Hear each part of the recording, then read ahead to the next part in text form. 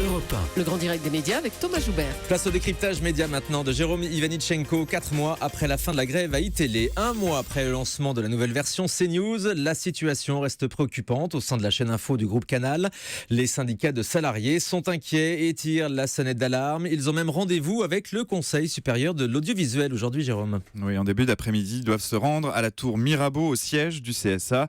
À leur demande, ils seront reçus par 2 membres du Conseil, Nathalie Sonac et Carole Bien-Aimé-BS. L'occasion pour eux d'exprimer leurs inquiétudes et notamment cette promesse non tenue par leur direction. Mi-novembre, à la fin de la grève qui a secoué la rédaction d'ITélé, on s'en souvient, les patrons de la chaîne avaient assuré à plusieurs reprises qu'ils compenseraient la totalité des départs, qu'ils remplaceraient un à un chaque salarié. C'était même un engagement signé, inscrit dans le protocole de sortie de crise. Sauf que voilà, 4 mois plus tard, on est encore très loin du compte. Selon le site internet Les Jours, alors qu'une centaine de salariés a quitté la chaîne, seulement 9 personnes ont été embauchées, 5 CDI et 4 CDD.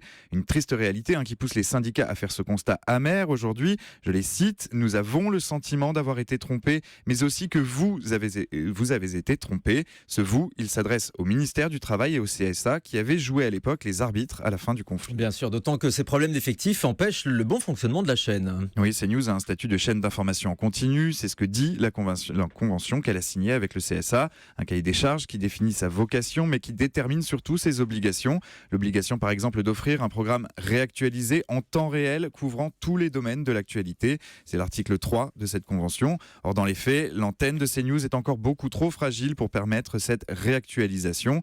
Dans les conditions décrites aujourd'hui, difficile voire impossible de jouer ce rôle et ça se voit à l'antenne. Le traitement de certains événements récents comme l'attentat de Londres en est la preuve, un événement traité avec peu de moyens et surtout avec beaucoup de retard sur ses principales concurrentes, BFM TV ou LCI. Un retard à l'allumage révélateur des moyens dont dispose CNews pour travailler correctement.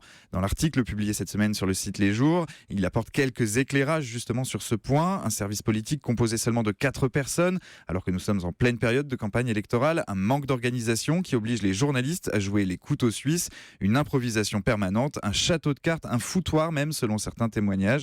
Une situation qui selon eux ne peut plus durer. Concrètement, est-ce que le CSA peut agir ? Alors le CSA pourrait estimer qu'il a laissé suffisamment de temps au groupe Canal pour se remettre de l'épisode douloureux de la grève. Il pourrait aussi prétendre que le non-respect de sa convention impose des mesures rapides, des engagements fermes sous peine de sanctions. On n'en est pas encore là, mais la rencontre d'aujourd'hui avec les syndicats de salariés est un signal envoyé à la direction du groupe Canal. D'autant qu'il y a un passif. Le dernier rendez-vous entre les dirigeants et le CSA remonte au 11 janvier. Il ne s'était pas bien déroulé. À ce moment, on nous soufflait que le CSA avait déjà fait preuve d'une certaine tolérance à l'égard d'une rédaction sinistrée.